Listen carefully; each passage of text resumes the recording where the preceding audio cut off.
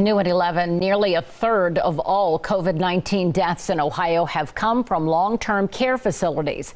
Tonight, the Ohio Department of Health is releasing new numbers that show a clearer picture of what's happening inside Ohio's nursing homes. And it's a grim outlook. NBC4's Mark Taylor is at the Watch for Alert desk now, telling us what he learned about all this tonight. Mark? Well, calling new data released tonight shows 276 people have died in Ohio's long-term care facilities in the last 2 weeks alone. That is about 29% of the 937 deaths reported by the state. And even as ODH releases these new numbers, they may only be a partial look. You know, my staff is scared.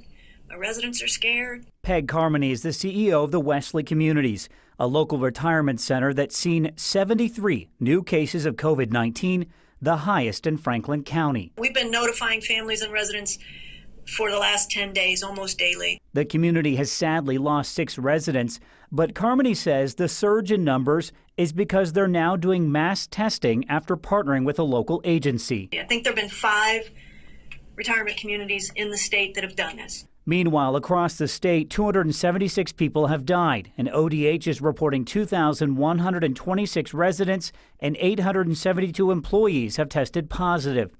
But the true number is likely higher, as this data only dates back to April 15th. Now, the reason we only are starting from April 15th, though, is because we didn't really have an accurate way to tell this story before then.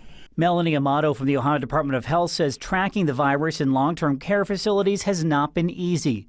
But their new system now allows them to track current and cumulative cases.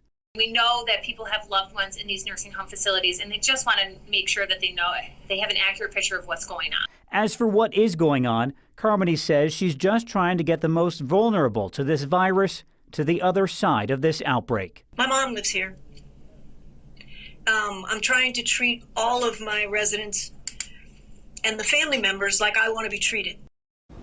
And the Ohio Healthcare Association, that represents more than 900 long-term care facilities, is criticizing the new release by ODH, saying it does not paint an accurate picture because it relies on local health departments, who they say do not verify those numbers consistently. To read their full statement, just head to our website, NBC4i.com. At the Watch for Alert desk for you tonight, Mark Taylor, NBC4. Mark, thank you.